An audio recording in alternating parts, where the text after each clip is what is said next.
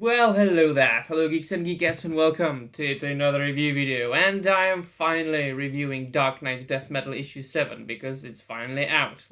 It has been out for a week or so, and my overall feelings are that it might very well be the last DC Comics comic book I will ever read in my entire life. A new DC Comics comic book, newly published.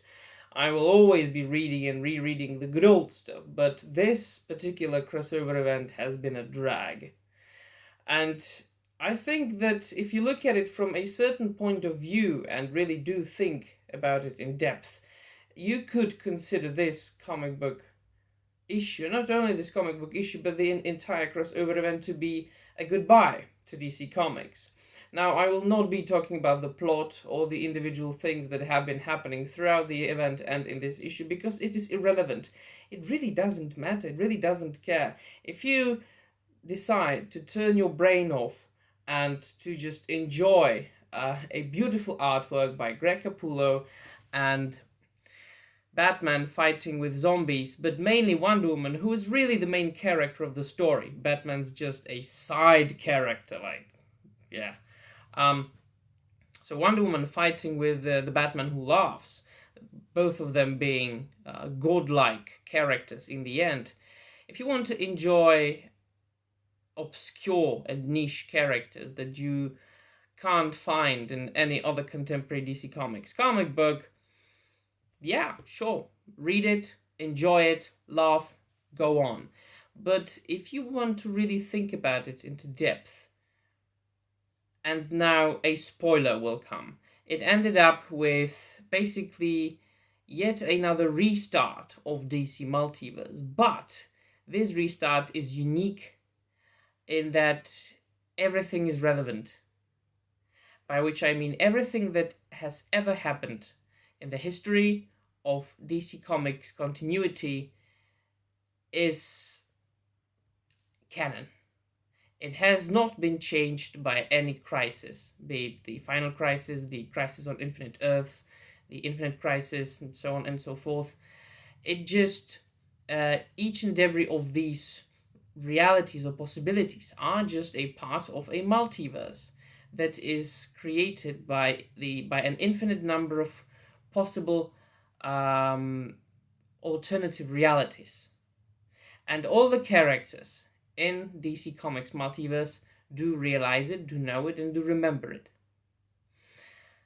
And by this, I think, and it's one of the possible theories, I might be very wrong, by this Scott Snyder has basically shut the door behind DC Comics and said, alright, so this happened, this is the history of DC Comics, this is like the 85 years, read whatever comic book you want, enjoy whatever you want, make your own canon, choose your own favorite version of Batman, Superman, Wonder Woman, The Flash, whatever. Just enjoy it. Enjoy the good old stuff and the more contemporary stuff that has been written and published by DC. Because there's going to be the future state, which is shit. And very soon DC Comics is going to shut down their publishing activities. Because, AT&T has fired almost everybody that was part of DC Comics publishers, and this is not the end. They will continue firing people. They will continue slowly dissolving the DC Comics branch. They completely shut down DC Direct or DC Collectibles. So Dan Didio was fired. A lot of high executives who were very well paid were fired because AT&T wants to make money, or doesn't want to lose money because DC Comics wasn't very profitable, because they have been writing shit comic books for a long time, because they have been focusing on inclusion and representation and not on hiring people on merit. That ultimately led to the decline of sales, losing money. Well, then AT&T did what was only logical. So I did enjoy Dark Knight's Death Metal, which even the name suggests something, right? Death Metal, the death of DC Comics. So it is a very interesting story. It is a very interesting crossover event, because you might love it or you might hate it. You might be bored by it, you might enjoy it. Ultimately, it was in certain aspects it was an overkill. It was Scott Snyder just showing off his writing skills.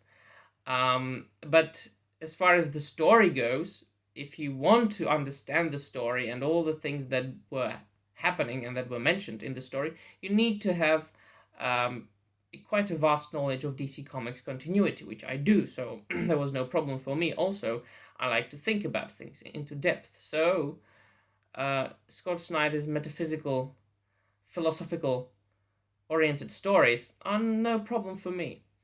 Besides, and I think that this is the main draw of this entire comic book event, the artwork by Greg Capullo. I'm not talking about the art and stories of the individual tie-ins, and that was one of the negatives about this crossover event.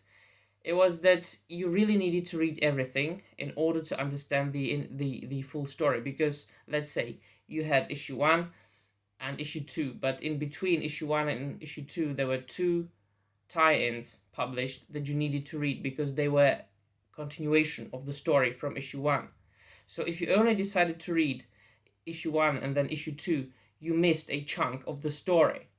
Usually when you've got an event in like published by DC or Marvel, you've got the main storyline and then you have the tie-in issues which are dealing with the events and the story in the main continuity, like in the main title.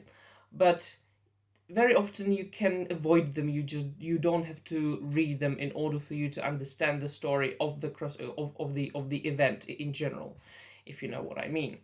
But this, it would have been much easier if they just made a story of 21 issues or 22, 23 issues that would consecutively tell a story, as it was done with, for instance, Brightest Day, which was like a mega event as far as the length of it, because it was a 23, I believe, or 24 issue long event, right?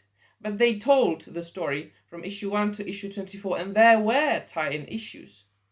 Like if you read at the time an issue of Justice League of America or the Green Lantern, they had the banner of the Brightest Day, but you didn't have to read them in order to understand the full story of the Brightest Day. So that was the main problem of Dark Knight's Death Metal. Otherwise, as I said, I consider it a farewell, a goodbye to DC Comics. And yeah, what remains to do is enjoy the backlog that we've got. The tremendously huge backlog of already published and written good stories. Like 85 years worth. And that's only DC. And you've got Marvel. And you've got like 30 years of Image. So there's a lot. And Dark Horse and IDW and all the other publishers. So even if the comic book or modern comic book industry died totally and utterly, that would be no problem, because there will always be things to read as far as comic books go. Yeah, so what do you think, my friends? Do you agree with me, or does your opinion differ in any way? Let me know in the comments down below. And of course, because YouTube is messing up with the algorithm and doesn't really like free speech oriented YouTubers such as I am, please do not forget to like this video if you liked it, or dislike this video if you didn't like it, and subscribe to this unimportant channel of an unimportant geek talking about unimportant things if you haven't done so already. There's a lot more to come. Reviews of good old comics and manga, action figures and collectibles, novels, and some interesting pop culture news time after time. That'll be really all. See you soon, and bye.